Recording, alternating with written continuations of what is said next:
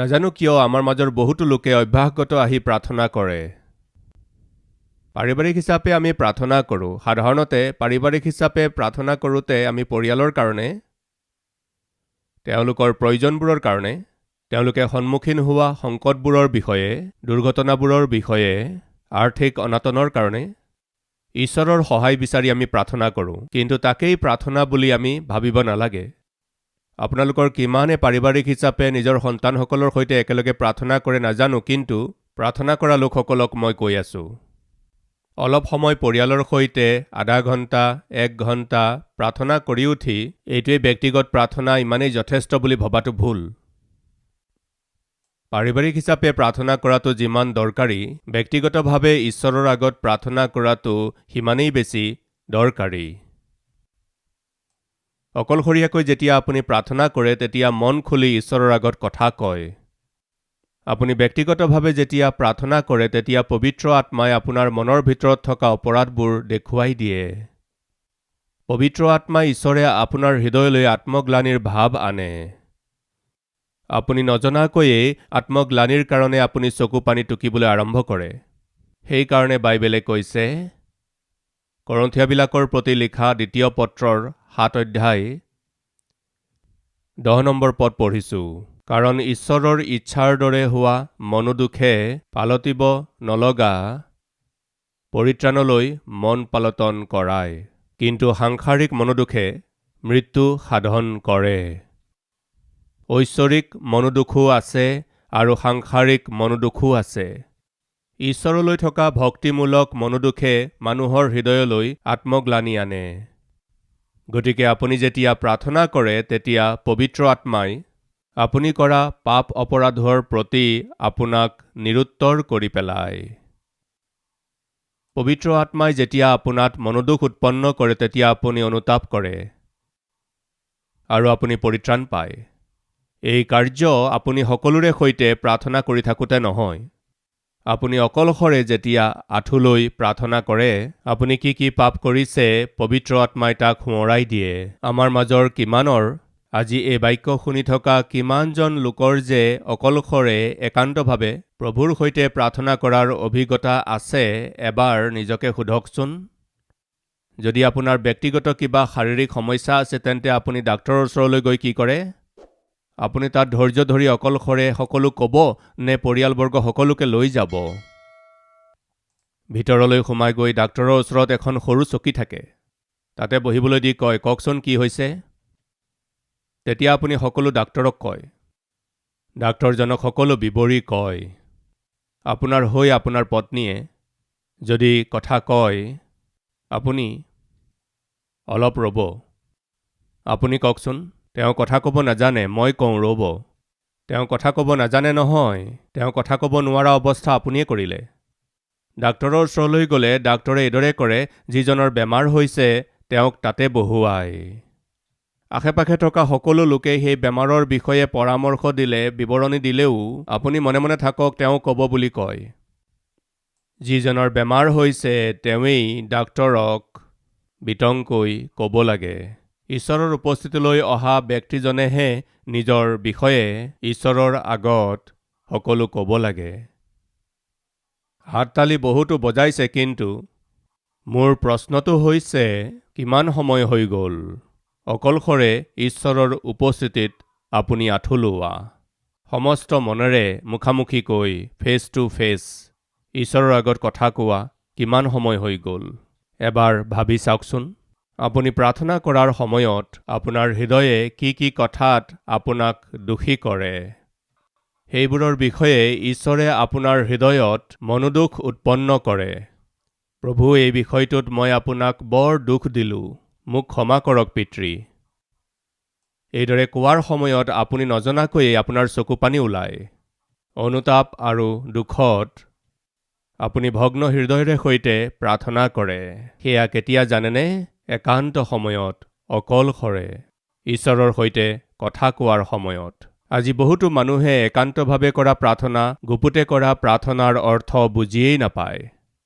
কিন্তু কালবাৰী মাত শুনা প্ৰত্যেকজনেই সেয়া কেৱল জনাই নহয়, তাক অভ্যাস কৰি ল'ব লাগে।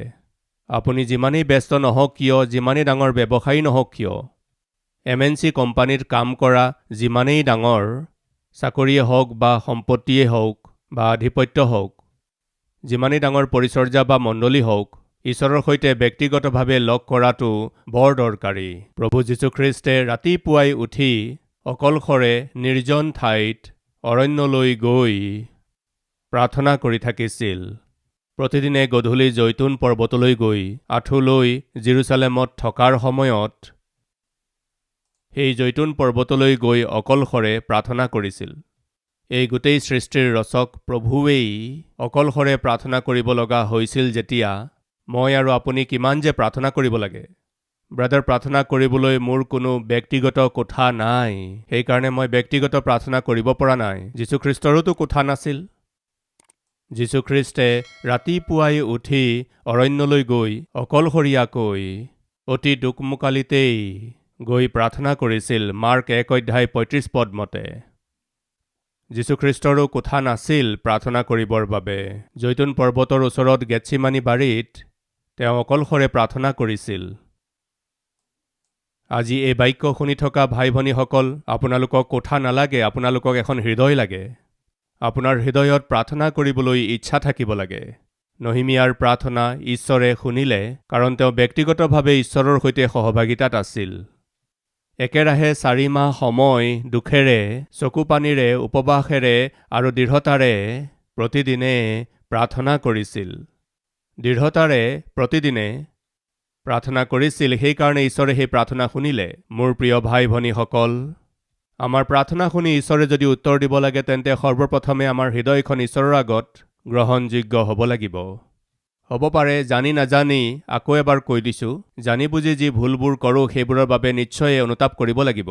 অজানিতে কিবা ভুল কৰিব পাৰে, সেইবোৰো ঈশ্বৰৰ আগত স্বীকাৰ কৰিব লাগে। কিন্তু আপুনি প্ৰাৰ্থনা কৰা সময়তেই ঈশ্বৰে আপোনাৰ জীৱনৰ দুৰ্বলতাবোৰ আপোনাক দেখুৱাব। পবিত্ৰ আত্মা ঈশ্বৰে আপোনাৰ দ্বাৰাই আপোনাৰ পাপবোৰ স্বীকাৰ কৰাব। পবিত্ৰ আত্মা ঈশ্বৰে আপোনাৰ দ্বাৰা আপোনাৰ পাপবোৰ স্বীকাৰ কৰোৱাৰ সময়ত মন পালটনৰ অৰ্থে উপযুক্ত দুখক আপোনাত উৎপন্ন কৰিব। আৰু যেতিয়াই আপুনি ঈশ্বৰৰ সন্মুখত ভগ্ন হৃদয়ৰে সৈতে দুখেৰে আৰু চকুপানী টুকি প্ৰাৰ্থনা কৰিব, সেই প্ৰাৰ্থনা শুনা ঈশ্বৰজনে আপোনাৰ হৃদয়খন ধুই দিব। প্ৰভুৱে নিজৰ তেজেৰে আপোনাৰ হৃদয়খন ধুই শুচি কৰে। তাৰ পাছত ঈশ্বৰৰ সৈতে আপোনাৰ সেই অদ্ভুত সহভাগিতাৰ কাৰণে আপুনি কৰা প্ৰাৰ্থনাৰ উত্তৰ পাব। লাইন ক্লিয়াৰ হৈ গ'ল। প্ৰায়ে ট্ৰেফিক জাম হৈ থাকে, গাড়ী আগবাঢ়িব নোৱাৰা হয়। 1 ঘণ্টা হৈ গ'ল, 2 ঘণ্টা হৈ গ'ল, 3 ঘণ্টা হৈ গ'ল, কিয় আগবঢ়া নাই? জাম হৈ গ'ল, কিবা দুৰ্ঘটনা হৈ গ'ল, ট্ৰাক বা বাছ গাড়ী মাজতে পৰি আছে। সেইটো ক্লিয়াৰ নোহোৱালৈকে আমি এখোজো আগবাঢ়িব নোৱাৰোঁ। অনুগ্ৰহ কৰি মনোযোগেৰে শুনিব। আপোনাৰ আৰু ঈশ্বৰৰ মাজত কিবা পাপ থাকিলে আপোনাৰ আত্মিক যাত্ৰাত বাধাৰ সৃষ্টি হয়। আপোনাৰ প্ৰাৰ্থনাৰ জীৱন দুৰ্বল হৈ পৰে। প্ৰভুৰ এজন দাসে কৈছিল, প্ৰাৰ্থনা কৰা লোকৰ বাবে পাপ কৰাটো সহজ নহয়, আৰু পাপ কৰি থকা লোকজনৰ বাবেও প্ৰাৰ্থনা কৰাটো ইমান সহজ নহয়। আজি আমাৰ মাজৰ বহুতে প্ৰাৰ্থনা কৰিব নোৱাৰাৰ কাৰণ কি জানেনে? তেওঁলোকে কৰা পাপ। প্ৰাৰ্থনাই আপোনাক পাপ কৰিবলৈ নিদিয়ে, আৰু পাপে আপোনাক প্ৰাৰ্থনা কৰিবলৈ নিদিয়ে। এই সত্যক আপুনি জানিলে কিমান যে ভাল হ'ব। নহিমিয়াই কৰা প্ৰাৰ্থনাক ঈশ্বৰে গ্ৰহণ কৰিলে। আগৰবাৰ 3টা বিষয় মই আপোনালোকক ক'লো। নহিমিয়াই প্ৰাৰ্থনা কৰাৰ স্থান অৰ্তক্ষত্ৰ ৰজাৰ ৰাজভৱন আছিল। আপুনি যিকোনো স্থানত প্ৰাৰ্থনা কৰিব পাৰে। নহিমিয়াই ৰাজভৱনত চাকৰি কৰি আছিল। তেওঁ চাকৰি কৰি আছিল, নিজৰ দায়িত্ব পালন কৰি আছিল, আৰু তেনেকৈয়ে মনৰ ভিতৰতে প্ৰাৰ্থনা কৰি থকা আত্মা তেওঁৰ আছিল। আপুনি চাকৰি কৰি থাকোঁতে প্ৰাৰ্থনা কৰিব পাৰে। এদিন এটা বেংকৰ জেনেৰেল মেনেজাৰজনলৈ সেই বেংকৰ বিষয়ত কিবা এটা সমস্যা আহিল। সেই সমস্যাটোৰ কাৰণে তেওঁ বেংকলৈ আহিল, সকলোতকৈ আগতে আহিল। সেই সময়ত জেনেৰেল মেনেজাৰজন সেই বেংকৰ মেনেজাৰজনৰ ওচৰলৈ আহিল। বেংক মেনেজাৰৰ দুৱাৰ বন্ধ আছিল। বেংকৰ সময় হোৱাই নাছিল গ্ৰাহকসকলৰ বাবে। তেওঁ তাৰ সহকাৰীজনক সুধিলে, দুৱাৰখন কিয় বন্ধ আছে? তেওঁ ভিতৰত কি কৰি আছে? তাত থকা অফিচ বয়জনে ক'লে, তেওঁ প্ৰাৰ্থনা কৰি থাকে মহাশয়। তেওঁ নিজৰ কাম আৰম্ভ কৰাৰ আগতে নিজৰ চকীখনৰ ওচৰত আঁঠু লৈ প্ৰাৰ্থনা কৰে। তেতিয়া জেনেৰেল মেনেজাৰজনে মনৰ ভিতৰতে কি ভাবি গুচি গ'ল জানেনে? সেইকাৰণেই মই জেনেৰেল মেনেজাৰ হোৱাৰ পিছতো এই ল'ৰাটোৰ পৰামৰ্শ ল'বলৈ মই আহিব লগা হৈছে। কাৰণ তেওঁ ইমান জ্ঞানী। তেওঁ ইমান জ্ঞানী কিয় এই কথা আজি জানিলোঁ। জেনেৰেল মেনেজাৰে ভাবিলে মই এতিয়াহে বুজি পাইছোঁ। মোৰ নিচিনা এজন জ্যেষ্ঠ জেনেৰেল মেনেজাৰ পোষ্টত থকা মই সমস্যা আহিলে পৰামৰ্শ ল'বলৈ খৰখেদাকৈ মেনেজাৰজনৰ ওচৰলৈ আহিব লগা হৈছে। তেওঁ কেনেকৈ পৰামৰ্শ দিব পৰা অৱস্থালৈ গৈ পালে এতিয়া বুজি পালোঁ। তেওঁ চাকৰি কৰাৰ সময়ত ঈশ্বৰৰ পৰা সহায় লৈ চাকৰি কৰি আছে। তেওঁ যেতিয়া পৰামৰ্শ দিয়ে ঈশ্বৰৰ পৰা পোৱা জ্ঞানেৰে দিয়ে। মোৰ প্ৰিয় ভাই ভনীসকল, আপুনি চাকৰি কৰি থকা স্থানত আপুনি নিজৰ কোম্পানীৰ কাৰণে, আপোনাৰ ফেক্টৰীৰ কাৰণে আশীৰ্বাদদায়ক, আপোনাৰ কোম্পানীৰ কাৰণে আশীৰ্বাদৰ কাৰণ, আপুনি য'ত কাম কৰে, যিজনে আপোনাক কাম কৰিবলৈ দিছে, তেওঁৰ বাবে আপুনি আশীৰ্বাদদায়ক হ'বলৈ হ'লে প্ৰাৰ্থনা কৰাৰ আত্মা সদায় আপোনাৰ লগত থাকিব লাগে। নহিমিয়া এজন প্ৰাৰ্থনা কৰা ব্যক্তি আছিল। সেইকাৰণে ৰজাই সুধিলে, তোমাক কি লাগে নহিমিয়া? ৰজাই এইদৰে সোধোতে খেলিমেলিকৈ তেওঁ একো নক'লে। নাজানো কিয় কিছুমান মানুহৰ বহুত বেছি পেক কৰি থকাৰ অভ্যাস থাকে।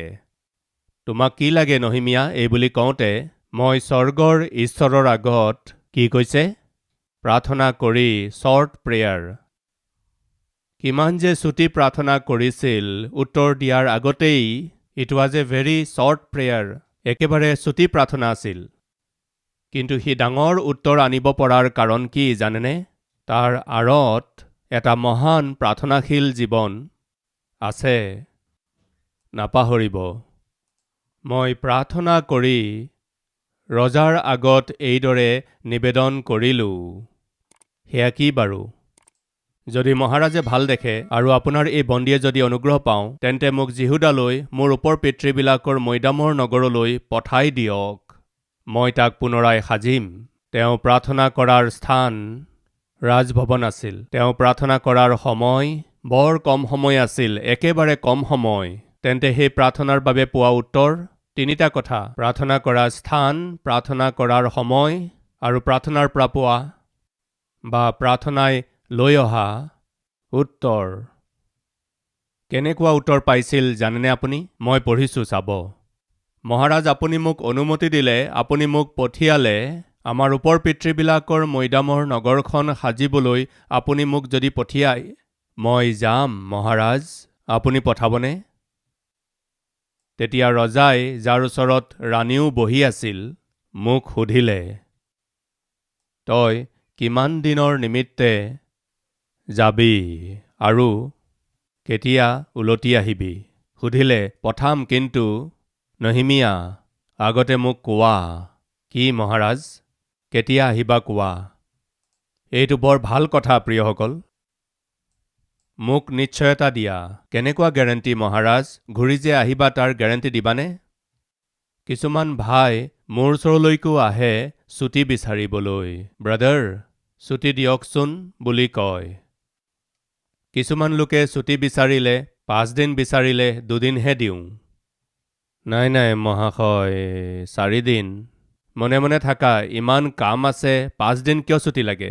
2 দিন লৈ লোৱা বুলি কওঁ। কিছুমানে আহি এসপ্তাহৰ বাবে ছুটি লাগে বুলি কয়। তেনেকৈ ক'লে মুখলৈকো নাচাওঁ। লৈ লোৱা ভাই, লৈ লোৱা। লৈ লোৱা বাবু, লৈ লোৱা। তেওঁলোকে খুজিবলৈহে পালে। এতিয়া ডাইৰেক্টটো সুধিব নোৱাৰোঁ নহয়, গেৰেণ্টি দিব জানো বুলি। কি গেৰেণ্টি ভাই? আৰু কেতিয়াও নাহোঁ বুলি। কি বুলি কৈ আকৌ কেতিয়াও নাহোঁ বুলি গেৰেণ্টিটো বিচাৰিব নোৱাৰোঁ নহয়। তেওঁলোকে ভাবিব পাৰে, নাজানো কিয় ব্ৰাদাৰে ছুটি বিচাৰিবহে পালোঁ, লগে লগে দি দিলে। কিমান যে ভাল। ভাল নহয় ভাই, মোক তুমি বুজি পোৱা নাই। এতিয়াৰ পৰা চাব, আমাৰ মানুহে ছুটি ল'বলৈ আহিলে মোৰ মুখলৈহে চাব। তেওঁ কিবা কৰিব, মুখলৈ নোচোৱাকৈয়ে দি দিব নে 5 দিন বিচাৰিলে 2 দিনহে দিব। নহিমিয়া, তোমাক ছুটি দিম, কিন্তু মোক কথা দিব লাগিব। কি মহাৰাজ, ঘূৰি আহিম বুলি কথা দিবানে? কিমান অধিক যে নহিমিয়াই ৰজাৰ মন জয় কৰিব পাৰিছিল, তাৰ ফলস্বৰূপে ৰজাই তেওঁক এইদৰে প্ৰশ্ন কৰিলে। ই নাথাকিলে বেলেগ এজন আহিব, তাতনো কি আৰু। ৰজাই এইদৰে ভাবিব পৰা নাছিল, কাৰণ হৈছে এওঁ নহ'লে বেলেগ এজন আহি যাব, কিন্তু নহিমিয়াৰ নিচিনা বেলেগ এজন যে আৰু পাম, তাৰ চান্স মোৰ একেবাৰে নাই। নহিমিয়াৰ নিচিনা মই দ্বিতীয় এজন নাপাম। মই সুধিছোঁ ভাই ভনীসকল, আপোনালোকে ক'ত কাম কৰে মই নাজানো। কোনটো কোম্পানীত, কোনটো ফেক্টৰীত, কোনখন হস্পিটালত, কোনখন এডুকেশ্যনেল ইনষ্টিটিউটত কাম কৰি আছে মই নাজানো, কিন্তু আপোনাক যিজনে কাম দিলে সেই অধিকাৰীজনে আপোনাৰ বিষয়ে এইদৰে ক'ব পাৰেনে?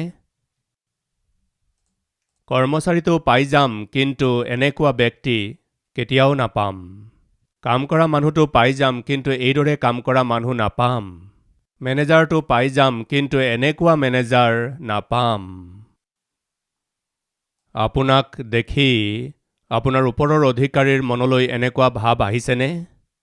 নহিমিয়া নহ'লে বেলেগ এজন পাম। আফটাৰ অল, পাণপাত্ৰ ধৰোতা ৰজাই বিচাৰিলে 100 জন আহি যাব। য়েছ, ৰজাই বিচাৰিলে 100 জন আহি যাব, কিন্তু ৰজাই ভালদৰে জানে যে 100 জন আহিলেও নহিমিয়াৰ নিচিনা ব্যক্তি মই দ্বিতীয়জন নাপাম। কি কাৰণে? নহিমিয়া বৰ আনন্দিত লোক, বৰ বিশ্বাসযোগ্য লোক, বৰ শান্ত ব্যক্তি, এজন প্ৰকৃত আত্মিক ব্যক্তি। ৰজাই সুধিছে, তুমি কেতিয়া আহিবা ক'বানে? কিবা গেৰাণ্টি দিবানে তুমি উভতি অহাৰ?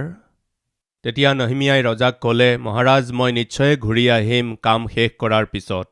মই নিশ্চয় ঘূৰি আহিম বুলি কৈ ৰজাক কথা দিলে। 6ষ্ঠ পদ।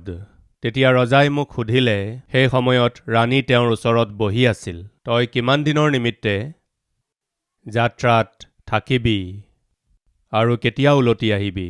পাছে ৰজাই মোক অনুগ্ৰহ কৰি পঠাই দিলে। নহিমিয়াক পঠাবৰ বাবে ৰজাৰ মনত অনুগ্ৰহ উৎপন্ন কৰিলে।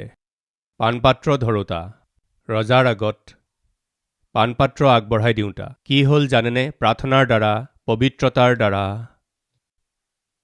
এখন দেশৰ তেওঁ ৰাজ্যপাল হ'ল। এটা উচ্চ পদবী লাভ কৰি জেৰুচালেম নগৰখনৰ আৰু দুৱাৰবোৰৰ পুনৰ নিৰ্মাণ কৰিলে। প্ৰিয় ভাই ভনীসকল, তেওঁ গড়বোৰ নিৰ্মাণ কৰিলে। প্ৰাৰ্থনা কৰা লোকসকলহে কামত আহিব। প্ৰাৰ্থনা কৰা লোকসকলহে উপযোগী হ'ব। প্ৰাৰ্থনা কৰা লোকসকলেহে পৰিচৰ্যা কৰিব পাৰিব। প্ৰাৰ্থনা কৰা লোকসকলহে প্ৰভুৰ হাতত অস্ত্ৰ হিচাপে ব্যৱহাৰ হ'ব। কেৱল অন্য লোকৰ সৈতে একেলগে প্ৰাৰ্থনা কৰিলে নহ'ব। কেৱল পৰিয়ালৰ সৈতে একেলগে প্ৰাৰ্থনা কৰিলে নহ'ব। ব্যক্তিগতভাৱে আপুনি প্ৰাৰ্থনা কৰিব লাগিব ভাই ভনীসকল। অকলশৰে প্ৰাৰ্থনা কৰিব লাগিব। সেয়াইহে আপোনাৰ আৰু ঈশ্বৰৰ মাজৰ সহভাগিতাক গঢ় দিয়ে, এটা সবল সম্বন্ধ গঢ়ি তোলে। প্ৰভুৰ মন আপুনি বুজিব পাৰিব, তেওঁৰ হৃদয়খন কেনেকুৱা জানিব পাৰিব। কেতিয়া? যেতিয়া আপুনি অকলশৰে মন খুলি কথা পাতিব। মই ঈশ্বৰৰ লগত একান্তভাৱে সময় কটাম বুলি আজি সিদ্ধান্ত ল'বনে বাৰু?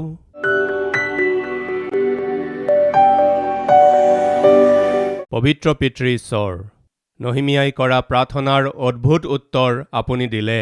নহিমিয়াই আশা কৰাতকৈ বেছি, নহিমিয়াই কল্পনা কৰাতকৈ বেছি অতি উত্তম উত্তৰ নহিমিয়াক আপুনি দিলে। পিতৃ, এই বাক্যই আমাৰ জীৱনত ফল ধৰিব লাগে। এই বাক্যই মোত আমাত কাৰ্য কৰিব লাগে। আপোনাৰ উপস্থিতিত আমি একান্তভাৱে থাকিব লাগে। এনেকৈ নথকাকৈ আমাৰ এদিনো পাৰ হ'ব নালাগে। এনেকুৱা প্ৰাৰ্থনাৰ জীৱন, এনেকুৱা পবিত্ৰ জীৱন, এনেকুৱা বিশেষ জীৱন সকলোকে দিয়ক পিতৃ। সৰু ডাঙৰৰ মাজত পাৰ্থক্য নাৰাখি, যুৱক যুৱতী হ'ব পাৰে, ছাত্ৰ ছাত্ৰী হ'ব পাৰে, স্কুললৈ যোৱা হ'ব পাৰে, জ্যেষ্ঠ হ'ব পাৰে, অৰ্ধবয়সৰ হ'ব পাৰে, যিকোনো বয়সৰ হ'ব পাৰে। আজি বাক্য শুনি থকা প্ৰত্যেকে একান্তভাৱে আপোনাৰ উপস্থিতিত আঁঠু লৈ প্ৰাৰ্থনা কৰিবলৈ অনুগ্ৰহ দিয়ক। তেওঁলোকে নিজেই পিতৃ আশ্চৰ্য কৰ্ম আপোনাৰ দ্বাৰা নিজৰ জীৱনত দেখিব আৰু আনৰ জীৱনতো দেখিবলৈ পাব। এনেকুৱা অনুগ্ৰহ দিয়ক পিতৃ, আপোনাক ভাল বিবেকেৰে সৈতে, সূচী বিবেকেৰে সৈতে আপোনাৰ পৰিচৰ্যা কৰিবলৈ, আদৰ কৰিবলৈ, মহিমা কৰিবলৈ, আপোনাৰ সাক্ষ্য হৈ জীৱন যাপন কৰিবলৈ মহান সৌভাগ্য আমাক দিয়ক। যীশুখ্ৰীষ্টৰ নামত মাগিছোঁ পিতৃ।